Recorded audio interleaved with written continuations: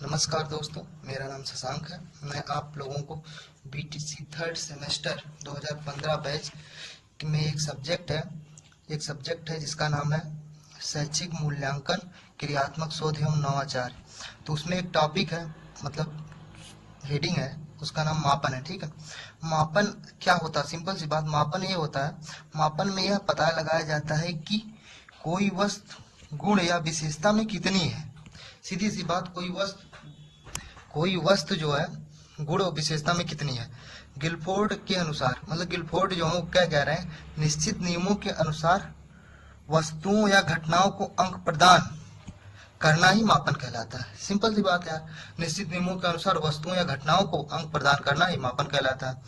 ठीक है, मापन के तत्व या अंग। ठीक है, मापन के तत्व मतलब जैसे वस्तु हो गया, प्राणी हो गई, क्रिया हो गई, विशेषताओं को मापने का उपकरण हो गया, मापनकर्ता हो गया। ठीक है, अब मापन के प्रकार, मापन के 3 प्रकार हैं: निरपेक्ष मापन, सामान्यकृत मापन, इफेक्टिव मापन। जैसे निरपेक्ष मापन में क्या होता है, परम शून्य की संभावना 100% रहती है। जैसे पैमाना शून्य से शुरू होता है, जैसे तापमान में होता है क्या, जैसे टेम्परेचर -15 डिग्री हो गया, फिर 0 हो गया, फिर +15 डिग्री हो गया, 16 डिग्री, 17 डिग्री, ऐसे होता है। ठीक है, तो इसमें शून्य की संभावना होती है, जैसे थर्मामीटर और मतलब तापमान मापने के लिए और विभिन्न जगहों पे यूज होता है। ठीक है, सामान्यकृत मापन, इसमें परम शून्य की संभावना होती ही नहीं बिल्कुल। ये मनोवैज्ञानिक या शिक्षा के क्षेत्र में यूज होता है। जैसे सामान्यकृत मापन हमको ये बताता है, जैसे कोई बालक है, उसको ये नहीं आ रहा है कि वो किसी सब्जेक्ट में फेल हो रहा है बार बार, तो उसका ये मतलब नहीं कि उसको कुछ नहीं आता, बस उस सब्जेक्ट के बारे में उसको कुछ नहीं आ रहा है। ठीक है, बस इतना होता है इसका मतलब। ये सबसे ठीक सही मापन माना जाता है। ठीक है, इफेक्टिव मापन या कैटिल मापन, इसमें छात्रों को अंक प्रदान करना रहता है। ठीक है, अब इतना आप लोग समझ ही गए होंगे। इसका मतलब एक ट्रिक हमने बनाई है, मतलब भूले ना, मतलब मापन के कितने प्रकार हैं। तो सिंपल, इश्क सामान्य निरपेक्ष है, मतलब उल्टा है जस्ट, इश्क से इफेक्टिव हो गया, सामान्यकृत हो गया, सामान्य से और निरपेक्ष हो गया। ठीक है, इश्क सामान्य निरपेक्ष है। ठीक है, अब क्या है, मापन के स्तर। मापन के स्तर 4 होते हैं। ठीक है, शाब्दिक या नामित मापन, यह कक्षा या समूह में प्रयोग किया जाता है। जैसे फुटबॉल की टीम में अलग अलग रंग के ड्रेस, या महानगरों के जोन्स के अलग अलग पिन कोड, लिंग या आधार पर छात्र छात्राओं को अलग अलग करना। कक्षा में लिंग आधार के नाम पे अलग अलग छात्राओं को और लड़कों को लड़कियों को अलग अलग रखते हैं, तो उसमें यूज होता है। ठीक है, और क्रमित मापन जो शाब्दिक मापन से अपेक्षाकृत क्रमित मापनी परिशुद्ध मानी जाती है, मतलब उससे अच्छी ये मानी जाती है शाब्दिक मापन से। इसमें घटना, वस्तुओं या विशेषताओं के गुण या समानता के आधार पर बढ़ते हैं। जैसे मान लो यहाँ दिया गया, परीक्षा में प्राप्त अंकों के आधार पर प्रथम, द्वितीय, तृतीय स्थान प्रदान किया जाता है। मतलब जो जैसा नंबर काम करता है उसको उसी हिसाब से आगे बढ़ने का सुझाव दिया जाता है। ठीक है, और प्रदर्शन के आधार पर खिलाड़ियों का क्रम प्रदान करना, जैसे जिसका प्रदर्शन अच्छा रहेगा उसको क्रम प्रदान किया जाता है, उससे ये मतलब है। ठीक है, अंतराल मापनी, ये एक क्रमित स्तर से अच्छी मानी जाती है। ठीक है, इसमें यह विधि इकाइयों के मध्य अंतर स्पष्ट करती है।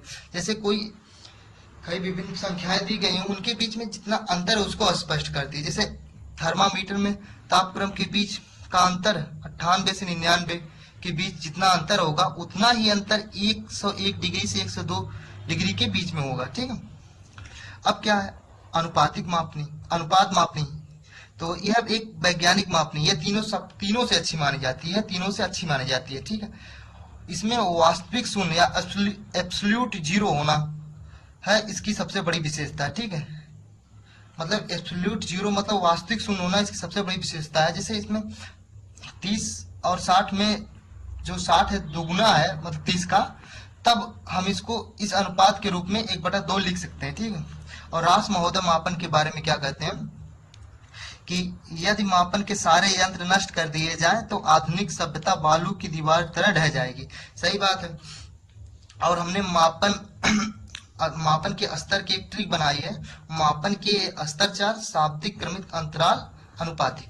मापन सिंपल है, ऐसे तो याद कर सकते हैं, मापन के स्तर 4, शाब्दिक, क्रमित, अंतराल, अनुपातिक। ठीक है, अब हम लोग थोड़ा सा देख लेते हैं मूल्यांकन के बारे में। ठीक है, मूल्यांकन क्या होता है? मूल्यांकन सीधी सी बात है, मूल्यांकन का शाब्दिक मूल्यधन अंकन।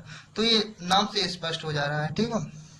अब क्या, मूल्यांकन शैक्षिक प्रक्रिया का अभिन्न अंग है, ठीक है।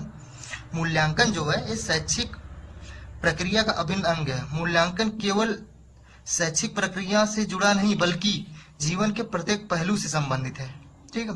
जैसे डॉक्टर अपनी औषधि का मूल्यांकन मरीज के स्वास्थ्य के सुधार के आधार पर करता है, वैसे ही शिक्षक अपने शिक्षण का मूल्यांकन विद्यार्थियों में आए हुए अपेक्षित सुधार के आधार पर करता है, ठीक है।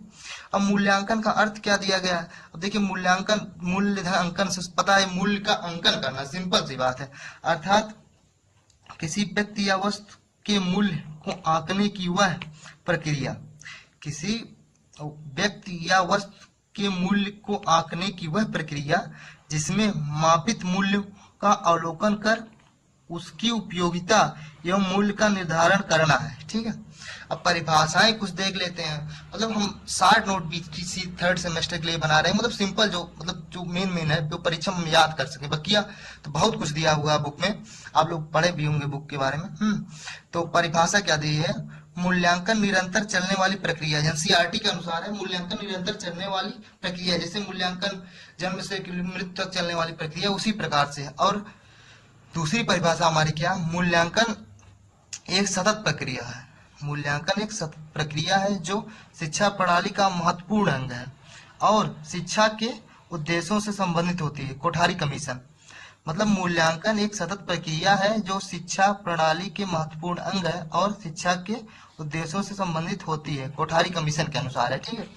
अब यहाँ एक कह रहे हैं, तीसरी परिभाषा क्या है कि मूल्यांकन में व्यक्ति और समाज दोनों के लिए उचित है, इसे मानकर चलना चाहिए। रैमर्स व गेज, ये सबसे इम्पोर्टेंट है, ये डिफिनेशन कई बार परीक्षा में पूछी गई है।